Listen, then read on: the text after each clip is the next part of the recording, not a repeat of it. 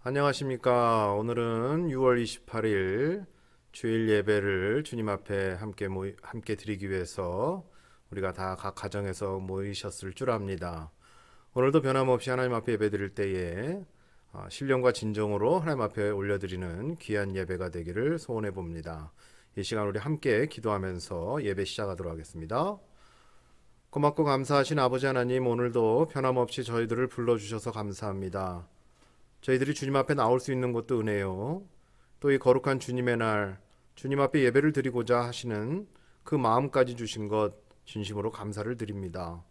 주님 앞에 저희들이 설 때에 항상 신령과 진정으로 서게 하시고 그 중심에 성령 하나님께서 함께 하셔서 저희들의 마음의 위로와 평안을 허락하시사 하나님 앞에 올려드리는 예배 가운데 더 많은 은혜의 역사와 또 위로와 감동이 있게 하여 주시옵소서.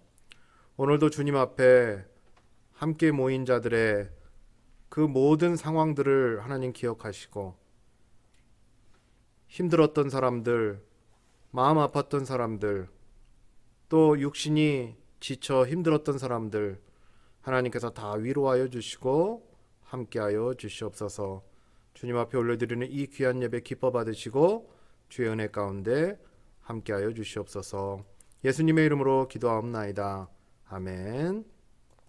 이 시간 우리가 함께 찬양하는 야고보서 1장 1절에서 4절까지 말씀 같이 읽도록 하겠습니다. 1절부터 4절입니다. 제가 읽겠습니다. 하나님과 주 예수 그리스도의 종 야고보는 흩어져 있는 12지파에게 문안하노라. 내 형제들아, 너희가 여러 가지 시험을 당하거든 온전히 기쁘게 여기라. 이는 너희의 믿음의 시련이 인내를 만들어내는 줄 너희가 알미라. 인내를 온전히 이루라. 이는 너희로 온전하고 구비하여 조금도 부족함이 없게 하려 함이라. 아멘. 자, 오늘 우리가 지난 시간에 참으로 낯설고 익숙해지고 싶지 않은 그런 어떤 시험에 대해서 그리스도인으로서 이해하고 또 소화할 수 있는 의미가 무엇인가를 나누었죠. 이 본문을 벌써 세 번째 시간을 갖는 이유는 우리에게 참으로 현실적으로 다가오는 문제이기 때문에 그렇습니다. 그래서 지난주뿐만 아니라 그 전 시간에도 나누었던 것처럼 이 본문의 내용을 다시 한번 확인을 하자면 이 시험에 대한 의미가 무엇인가, 성도가 가져야 할 그 시험에 대한 온전한 이해가 무엇인가를 다시 한번 확인해 보면 이거는 성장을 위한 테스트다, 또 성장을 위한 훈련이다 라고 하는 의미를 가지고 있다라는 거죠. 그래서 하나님께서 당신의 백성들에게 행하시는 거룩한 성장을 위한 과정인데, 그게 이제 성경에서는 시험이다 또는 테스트다 뭐 이렇게 표현이 되고 있는 거죠. 하지만 그 목적을 보면 성장이라고 하는 분명한 이유가 있다라는 겁니다. 그런데 이 정도로 해서 그냥 그렇다고 이해할 수 있으면 참 좋을 텐데, 이게 우리가 이해하는 것과 또 현실적인 문제가 충돌이 일어나면 이해했던 것도 어떻게 돼버리냐면요, 다시 망각을 해버리죠. 충돌이 나기 때문에. 이해와 현실이 충돌이 일으키면 망각을 일으키게 돼요. 내가 이해했던 것이 한순간에 어디로 갔는지 다 사라져 버립니다. 그러고 나면 어떻게 하냐면 이제 눈앞에 닥친 그 현실과 어떻게든지 타협하고 합리화하는 과정을 통해서 변질이 됩니다.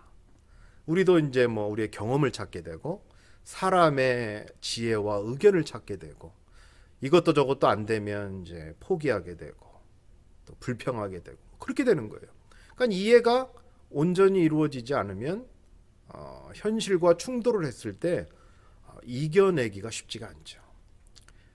매번 어떤 훈련의 과정 앞에서, 다시 말해서 이러한 어떤 테스팅 앞에서 자꾸 내 자신이 분명히 이해는 한 것 같은데, 분명히 말씀을 통해서 충분히 알고 있는 것 같은데 왜 매번 이런 상황 앞에서 불평을 하게 되는가? 이러한 그런 자신의 모습을 확인하게 된다면 그게 어떤 의미인지 분명히 이해하실 줄 압니다. 이해와 현실이 충돌되는 게 어떤 건지. 그래서 야고보는 설명을 좀 더 깊이 들어가는 거죠.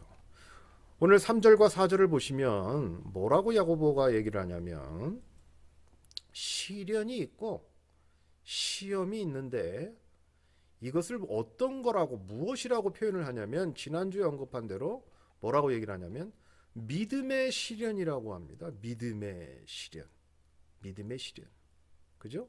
정확하게 믿음의 시련이라고 나옵니다. 시험의 목적이 분명히 드러나는 표현이라고 볼 수 있죠.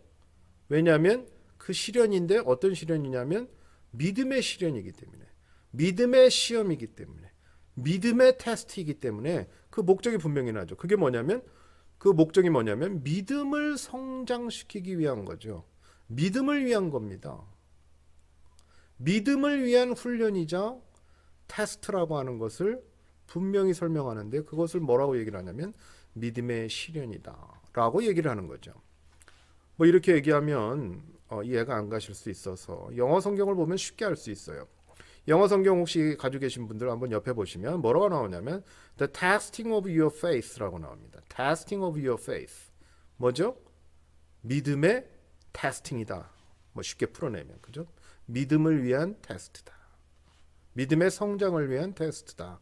라고 하는 거죠.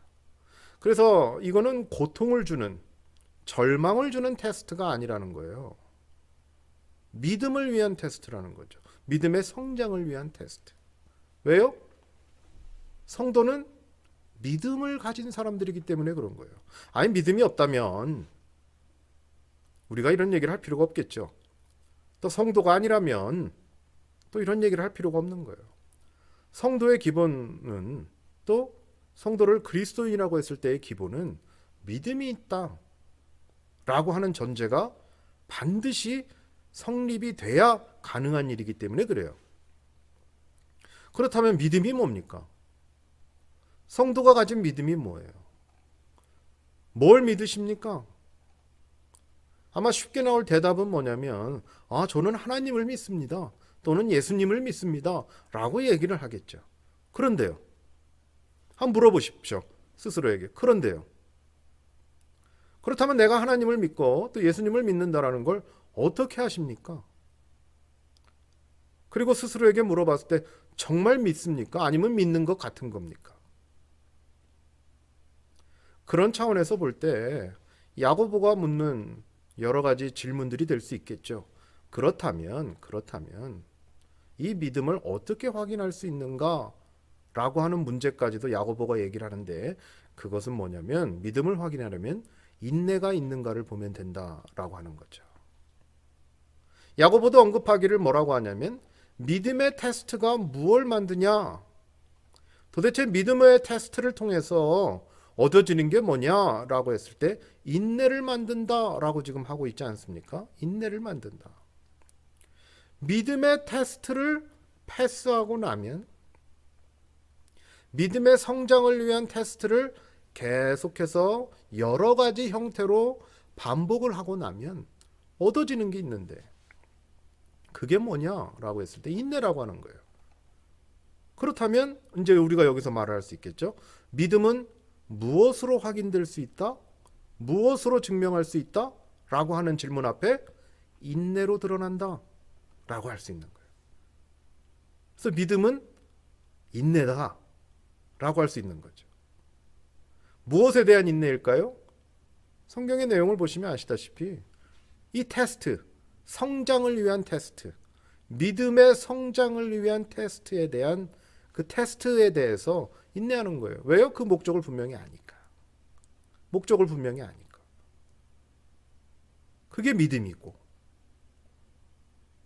그런 테스트들이 있을 때 이것은 분명히 나의 성장을 위한 거야 라고 믿으니까 인내하고 참을 수 있는 거죠. 그래서 믿음은 인내로 증명이 된다라고 하는 거예요. 여기서 말하는 인내는 무조건 참고 견딘다라는 의미의 페이션스가 아니에요. 우리가 이제 그 페이션스 하면 이제 환자라는 의미도 있고 뭐 참다라는 거 있는데 병원에 가면 어떻게 해요? 아파도 참고 있어야지. 그죠? 그래서 무조건 참고 견디는 거예요. 엉덩이에 막 이렇게 긴 주사를 찔러 넣어도 아파도 참아야 돼요. 그런 의미로서의 페이션스가 아니에요.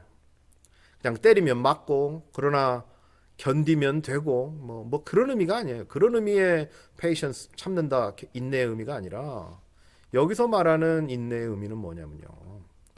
충분한 이해와 경험을 통해서 얻게 된 그런 확신에 찬 인내. 뭔가 믿을 구석이 있는 인내. 그래서 그것을 참아냄에 있어서 전혀 고통이라고 여기지 않는 그런 인내. 그래서 이 견딤의 시간이 고통이 아닌 오히려 희망을 가지고 소망을 가지는 그런 인내. 그걸 말하는 거예요. 그래서 그 의미의 단어는 영어 성경에서 뭐라고 말하냐면 perseverance라고 해요. perseverance. 그 의미가 뭐냐면 이런 거예요. 어떤 목적이 있고 확신에 차 있어서 그래서 이것을 견뎌내고 참고 인내함에 있어서 분명한 목적이 있는 인내. 그런 의미를 가진 단어죠. 그래서 영어에서는 이 단어를 씁니다. 영어 성경에서는. 그래서 과정이 힘들어도 목적이 분명해서 그리고 그 과정 속에서 반드시 필요한 것이 얻어질 거라는 것을 알기에 참고 또 견디는 그런 인내를 말하는 거예요. 그게 뭐라고 말해요? 성경은 그게 믿음이다. 그게 믿음이다. 그걸 믿음이라고 하는 거예요. 지난 시간에 나눈 것처럼 시험이 가지는 그 테스트는 분명한 확실한 보호와 결과에 대한 책임이 있는 상태에서 그 성도의 온전한 성장을 위한 테스트라고 하는 걸 우리가 지난 시간에 봤죠. 그걸 확인했어요. 그것은 오직 성도로 또는 하나님 나라의 백성으로 성장하는 그렇게 또 만들어지는 과정이 온전하게 되기 위한 훈련이라는 것을 우리가 지난 시간에 나눴지 않습니까? 그 결과로서 성장을 하게 되고 그와 함께 성장의 열매를 얻게 되는데 그 성장의 열매가 뭔가? 야고보는 말하죠. 그게 믿음이다. 그리고 그 믿음은 인내를 통해 드러나더라. 확인되더라. 결국 믿음이 있고 없고는 인내가 있나 없나의 모습을 통해서 확인되어지더라 라고 하는 거죠. 그래서 어떻게 한다고요? 기쁘게 여긴다 라는 겁니다. 아니, 믿음이 자란다고 하는 거죠. 믿음이 자라는데 기쁘게 여기지 않으면 그건 믿음이 아닐 수도 있는 거예요. 믿음이 자라는데 그게 기쁜 거예요. 그 테스트가 기쁜 게 아니라 힘들죠. 어려워요. 얼마나 그게 힘든데요. 말은 쉽게 할 수 있을지 모르지만 그 현실과 이해가 충돌했을 때 다가올 때는 거의 현실이 이길 때가 많죠. 그러나 그러한 여러 가지 시험들의 과정을 통해서 뭐가 자라나게 되냐면 우리의 믿음이 자라난다고 했을 때 기쁜 거죠. 기쁜 겁니다. 더 나아가 하나님과의 관계성을 늘 의식하고 그것을 신앙생활이라고 믿고 있고 그래서 하나님과의 관계성 안에서 성장하기를 소망한다면 바로 이러한 형태의 믿음에 대한 문제를 얘기할 수 있겠죠. 그런 게 아니면 우리는 믿음에 대한 얘기가 서로 다른 얘기를 할 수 있어요. 그냥 내가 믿고 싶은 거, 그냥 그렇게 이해하고 싶은 거, 아니면 그냥 그렇게 받아들여야 내 속이 편한 거, 그런 믿음 말고요. 그런 믿음 말고요. 정말 그런 어떤 여러 가지 시험을 통해 테스트들을 통해 내가 온전히 성장해 가는 그 모든 것을 내가 친히 느끼고 그것을 인내라고 하는 열매를 통해 확인받아 결국은 내 믿음이 성장하고 있구나라는 걸 깨닫는 거라면 서로 믿음의 문제가 다른 얘기를 하고 있다는 거죠. 여기서 바로 우리의 믿음에 대한 재확인이 필요한 겁니다. 시험에 대한 실험자가 누군지 그 실험 전반적으로 그 테스트를 관리하는 사람이 누군 줄을 안다면 믿고 맡길 수 있는 거죠. 믿고 맡길 수 있는 거예요. 신앙생활 어렵게 생각하면요 끝도 없고 스스로 이룰 수도 없어요. 하지만 신앙생활의 출발이 내 자신이 아니었다라고 하는 것만큼은 알잖아요. 그죠? 우리가 아무리 몰라도 신앙생활을 하게 된 그 출발이 내 자신으로부터 시작되지 않았다라는 것은 우리가 다 이해할 수 있어요. 다 간증을 통해서 얘기를 하잖아요. 그리고 지금 그 과정, 신앙생활의 과정도 내 중심이 아니라는 것도 깨닫게 되는 거죠. 내가 하는 건 줄 알았더니 하나님이 하시더라. 결과를 봐도 내가 잘나서 이루어낸 결과가 아니라 하나님이 그렇게 만들어 가셨구나. 여러 가지 시험을 통해서라도 어떻게 해서든지 끌고 가시려고. 목자가 그 양을 어떻게 해서든지 끌고 가서 푸른 초장 쉴만한 물가로 인도해내는 것처럼 그 결과도 내 업적에 근거한 것이 아니라고 하는 것을 안다면, 그리고 그 모든 것 위에 하나님께서 일하고 계신다라고 하는 것을 정말 안다면 그게 믿음이라는 거예요. 그게 믿음이라는 거예요. 그리고 그 믿음 안에서 그 믿음의 성장을 위해서 사는 것, 그게 신앙생활이라는 거예요. 믿음도 어차피 우리가 주어진 거잖아요. 하나님 앞에. 그렇다면 이제는 그 주어진 놀라운 은혜와도 같은 그 믿음을 성장시키면서 그것이 뒤처지는 것이 아니라 더욱더 윤택해지고 더욱더 건강해져가는 그런 믿음의 성장을 위해서 살아가는 것, 그게 신앙생활이에요. 너무 어렵고 복잡하게 생각하실 거 없어요. 그런데요, 그렇게 성장시켜 가는 것도 하나님이 하신다는 거예요. 야고보가 설명하는 게 바로 그거예요. 그러한 시험들을 통해서, 테스트들을 통해서 결국은 누구의 믿음이 성장하냐면 우리의 믿음이 성장해 가는 건데, 그것도 누가 하시는 거냐면 하나님이 하시는 거예요. 신앙생활은 그래서 목자가 양이 이끌듯 양이 목자를 쫓아가듯 그렇게 따라만 가는 것, 따라가기만 해도 되는 것, 그게 신앙생활이라고 말해볼 수 있다는 거죠. 결국 양들이 그 목자를 따르면 되는 거예요. 그게 신앙생활이에요. 그 따름의 신뢰가 이제 우리가 믿음이라고 하는 거고요. 뭐 별로 어렵지 않은 얘기죠. 다만 우리의 삶의 현장에서 정말 그 목자를 따르고자 하는 양의 마음이 있는가? 하나님과의 관계성에 대해서 우리가 깊이 인지를 하고 살아가고 있는가? 이제 거기에서 엄청난 차이가 나는 거예요. 사망의 음침한 골짜기만 보이는 것은 우리의 기준에서 봤을 때 그렇습니다. 우리네 기준에서는 그 골짜기가 사망의 음침한 골짜기가 될 수 있어요. 어떤 문제 앞에서.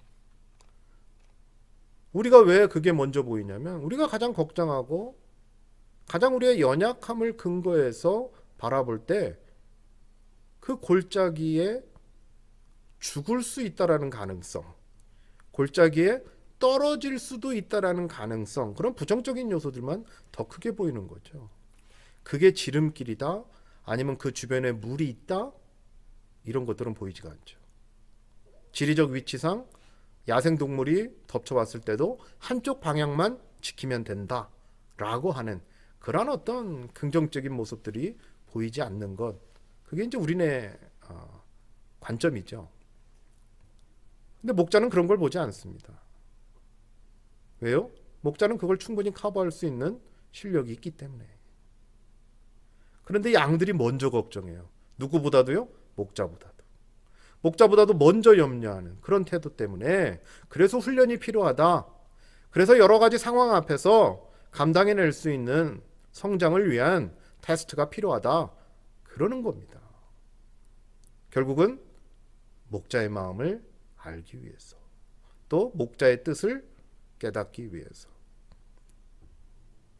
목자의 인도함에 대해서 기뻐하고 감사할 수 있기 위해서 내가 보여지는 것을 먼저 보지 아니하고 목자의 인도함을 먼저 볼 수 있는 것, 그런 태도를 갖춰가기 위해서 훈련이 필요하고 또 테스트가 필요한 거죠. 4절을 보십시오. 4절을 보면 결국 분명해져요. 이 내용이 뭐라고 나오냐면 인내를 온전히 이루라 그래요. 인내를 온전히 이루라. 믿음을 온전히 가져라. 뭐 어떤 표현을 쓰든 같은 말이죠. 인내를 온전히 이루라. 그러면 이거를 좀 위에 있는 말씀으로 옮겨볼까요? 2절의 말씀을 보면 뭐라고 나오냐면 온전히 기뻐해라. 기쁘게 여겨라. 그죠? 여러 가지 시험을 만났는데 온전히 기쁘게 여겨라. 또 온전히 기쁘게 여기게 될 상태는 뭐예요? 인내가 됐을 때죠. 믿음이 성장을 했을 때죠. 그랬을 때 어떻게 하냐면 인내를 온전히 이루게 되고 믿음을 온전히 이루게 되는 그런 상태라는 거죠. 같은 의미예요. 인내를 온전히 이루라. 온전히 기쁘게 여기라. 같은 의미죠. 같은 태도죠. 정확히 말하면 믿음을 가진 성도의 올바른 태도가 이렇게 나타나는 거예요. 인내를 하는 이유와 목적이 분명함을 안다면 그 인내는 기쁨이 되는 거죠. 근데 인내를 하는 이유와 목적이 뭔 줄 모르고 이거 힘들어 어려워하면 기쁨이 전혀 될 수가 없다라는 거예요. 아주 간단한 문제입니다. 믿음이 기쁨을 주는 이유도 마찬가지인 거예요. 금메달을 딴 선수가 다음에 또 따는 경우가 많죠. 그죠? 금메달을 한번 땄던 사람은 그 다음 대회나 또 올림픽에서 또 땁니다. 특별한 경우가 아니면. 왜냐하면 그 선수는 훈련의 의미를 알아버렸기 때문에 그래요. 아주 무서운 겁니다. 훈련의 의미를 알아버렸기 때문에 그래요. 그리고 그 훈련의 효과를 알아버렸기 때문에 그래요. 그리고 훈련과 그 효과의 그 나타나는 그 결과가 어떠했는지를 이미 경험했잖아요. 뭘로요? 금메달로. 그래서 어떻게 하냐면 더 훈련에 매진합니다. 불평이 있을 수 없어요. 나태함도 있을 수 없어요. 왜냐하면 이미 맛을 봤거든요. 그 훈련이 왜 필요한가도 맛을 봤고 훈련의 효과가 어떤지도 맛을 봤고 그 훈련과 그 효과가 무엇을 만들어내는지도 맛을 봤어요. 그게 뭐냐면 금메달인 거거든요. 그런데 어찌 불평이 있을 수가 있겠고 어찌 나태함이 있을 수 있겠습니까? 오히려 어떻게 하면 더 효과적인 훈련을 받을 수 있을까를 고민하죠. 고민합니다. 어떤 선수들은 뭐 코치하고 싸우기도 한다고 그래요. 훈련 안 하려고 하는 게 아니라 코치가 약간 조금 이제 그 효과를 잘 못 내니까. 인내를 온전히 이룬다라고 하는 의미는 바로 이런 것 같아요. 그래서 금메달을 딸 수 있을 정도로 실력이 온전히 쌓이고 준비가 잘 돼서 또는 구비가 잘 돼서 조금도 부족함이 없게 되는 상태가 되는 것, 그게 바로 4절의 의미입니다. 4절을 한번 보십시다. 인내를 온전히 이루라.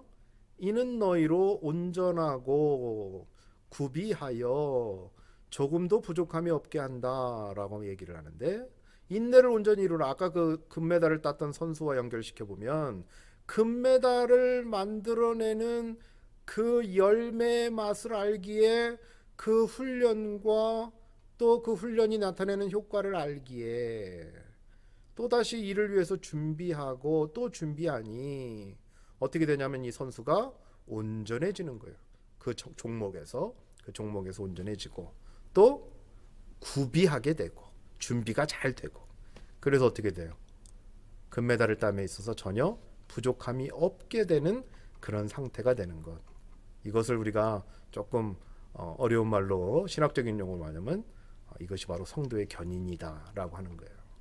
하나님께서 당신의 백성으로 부르시고 인도하시고 결국 하나님 나라에 거하도록 모든 것을 약속하시고 친히 이루어 가시는 그 중심에 있도록 되어진 것을 믿으며 살아가는 것. 그래서 어느 누구도 이러한 하나님의 사랑을 취소하거나 회방하거나 망칠 수 없음을 알고 담대히 살아가는 것. 또한 반드시 이루어질 일이고 현재도 이루어지고 있다라는 것을 알기에 견디는 것. 그게 뭐예요? 믿음이요, 인내요, 좀 전에 신학적인 용어로 말씀드렸던 것처럼 성도의 견인입니다. 견디고 참아내는 거죠. 분명한 목적이 있기 때문에. 그렇습니다. 분명한 목적이 있기 때문에, 분명한 그 훈련의 효과를 알기 때문에, 그래서 그 효과가 가져오는 결과가 무엇인지를 알기 때문에 기뻐하는 거예요. 성도의 견인은 그렇게 만들어지고요, 그렇게 성화되어 가는 거예요. 참 놀랍죠. 하나님이 만들어 가시는데 결과물은 성화입니다. 거룩해지는 거예요. 이 시대를 살아가는 성도에게 요구되는 태도겠죠. 마음가짐입니다. 특히 이 난리 속에서 지켜야 할, 다시 재정비하고 다시 돌아봐야 할 우리의 자리죠. 우리의 자리입니다. 우리가 다시 돌아가야 할 자리입니다. 다시 한번 재정비를 하는 시간이라 생각을 하시고 함께 성장할 수 있는 그런 시간들이 됐으면 좋겠어요. 정말 어려운 시점이지만 다시 한번 재정비를 하고 다시 한번 하나님과의 관계를 돌아보면서 목자 되시는 하나님께서 어떻게 우리를 이끌어 가시고 만들어 가시고 성장시켜 가시는가를 다시 한번 확인해 본다면 그것만큼 기쁘고 감사할 일이 없습니다. 이렇게 함께 성장하는 저와 여러분의 삶이 되시기를 주님의 이름으로 축원합니다. 기도하겠습니다. 사랑과 은혜가 풍성하신 아버지 하나님, 하나님의 놀라운 은혜를 기억하며 오늘도 말씀 안에서 다시 위로를 받고 주님 앞에 서게 해주심을 감사합니다. 우리가 하나님께서 원하시는 그러한 성도와 그리스도인의 모습으로 가기 위해서는, 또 그렇게 성장하기 위해서는 하나님께서 친히 허락하시고 준비하시고 또 관리하시고 이끌어 가시는 그 여러 가지 훈련과 테스트 안에 머무를 수밖에 없음을 저희로 하여금 깨닫게 하여 주시옵소서. 그것이 기쁨이 되고 그것이 결국 성도의 인내로 바뀌어 우리의 믿음이 증거되어지는 중요한 척도가 되게 하여 주시옵소서. 하나님께서 다 관리하시고 이끌어 가시는데 조바심을 내거나 불안해하거나 떨며 염려하는 우리의 모습들, 그 모습 다 아시고 지금도 우리를 위하여 일하시고 계시오니 주여, 신앙생활은 그렇게 일하고 계시는, 앞서 행하시는 목자 되시는 하나님을 온전히 따라가는 것이라 믿고 허락되어지는 여러 가지 훈련 앞에서 그 훈련의 효과와 그 열매를 기뻐하며 살아가는 귀한 성도들 되게 하여 주시옵소서. 저희 성도들뿐만 아니라 저희 교회가 닥친 여러 가지 상황들 앞에서도 하나님께서 이끌어 주실 줄 믿고 또 지금도 선하게 이끌어 가시오니 주여 감사함으로 따라가게 하여 주시옵소서. 예수님의 이름으로 기도하옵나이다. 아멘.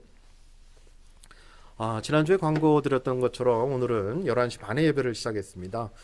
당분간 저희가 써니브룩교회에서 예배를 드리는 동안에는 11시 반에 예배를 드려야 할 것 같습니다. 이제 7월 말이나 8월 초쯤 되면 저희가 이제 CRC 교회로 옮길 계획을 지금 같이 하고 있는데 이것을 위해서 기도해 주시고요. 또 들어간다 하더라도 갑자기 바로 예배를 드리기보다는 우리가 또 온라인 예배를 통해서 상황을 좀 보려고 합니다. 그 부분에 대해서 좀 이해를 해 주시고 또 함께 방법론을 찾아가는 그런 시간들을 갖기를 원합니다. 이를 위해서 기도해 주십시오. 특별히 영적으로나 육적으로나 참 힘들어하는 분들이 많을 거라고 봐요. 여기 뭐 저희뿐만 아니라 여기 캐네디언 교회 성도들도 영적으로나 육적으로나 상당히 힘들어하는 사람들이 의외로 많습니다. 뭐 비즈니스도 말할 것도 없고요. 또 뭐 지금 템포러리지만 잡을 잃고 또 힘들어하는 부분도 있고, 또 상황이 이러다 보니 정신적으로 스트레스를 많이 받아서 또 알게 모르게 힘들어하는 분들이 의외로 많습니다. 의외로 많아요. 주변에서 코로나 때문에 아프다 하는 사람 얘기는 아직 잘 못 들어봤지만 그로 인한 여러 가지 파장으로 인해서 힘들어하고 어려워하고 아파하는 분들의 얘기는 매일 듣습니다. 이를 위해서 함께 기도해 주시고요. 또 우리가 서로 주변에 사각지대처럼 경제적으로 어려운 분들 또 힘들어하는 분들이 있으면 우리가 또 어려울 때 조금이라도 도울 수 있는 그런 시간들을 마련하면 좋겠다라는 생각도 들고요. 그래서 주변을 한번 돌아보실 수 있는 시간을 가지시는 것도 또 성도의 모습인 것 같습니다. 특별히 경제적으로 혹시 뭐 집에 먹을 것이 없다든지 또 뭐 여러 가지로 또 유틸리티비나 이런 것들 내기가 어렵다든지 뭐 여러 가지로 그런 부분에서 혹시 어려운 분들 참 많은 그런 부분들로 이 캐나디언 교회뿐만 아니라 또 캘거리 한인 교역자 협의회에서도 특히 재정적으로 어려운 분들에 대해서 도움의 손길을 베풀기 위해서 여러 가지로 방법을 많이 찾는 것 같아요. 그래서 그런 부분에서 우리가 함께 동참할 수 있으면 좋겠습니다. 물론 어렵지만 그래도 우리가 조금씩 나눈다면 더 좋아지지 않겠나라는 생각을 해봅니다. 아무튼 인류에서 기도해 주시고 또 함께 하시길 주님의 이름으로 축원합니다. 자, 우리 마지막으로 지난주부터 시작했던 성도의 사명이라고 하는 부분을 함께 읽고 함께 집에서도 큰 소리로 같이 읽으십시오. 같이 읽으면서 한번 다짐하는 시간 갖고 마지막은 축도로 예배를 마치도록 하겠습니다. 우리 함께 읽겠습니다. 하나님께 부름받은 백성인 우리는 하나님을 찬양하며 그의 말씀을 듣고 순종하기 위해 모인다. 우리는 그리스도에 대한 믿음과 순종으로 서로 자라간다. 우리는 하나님의 백성을 사랑하며 돌아본다. 우리는 다른 이를 섬기고 예수님을 증거한다. 우리는 삶의 모든 영역에서 하나님의 공의와 평화를 추구한다. 함께 축도로 예배를 마치도록 하겠습니다.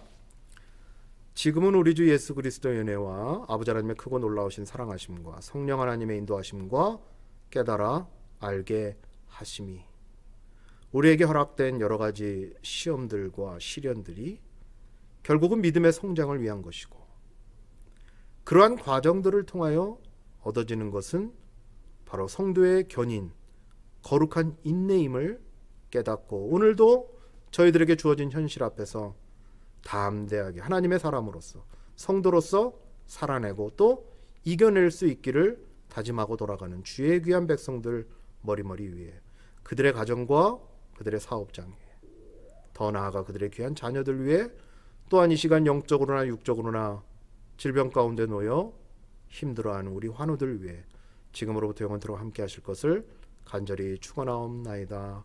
아멘. 감사합니다. 이상으로 6월 28일 주일 예배를 마치도록 하겠습니다.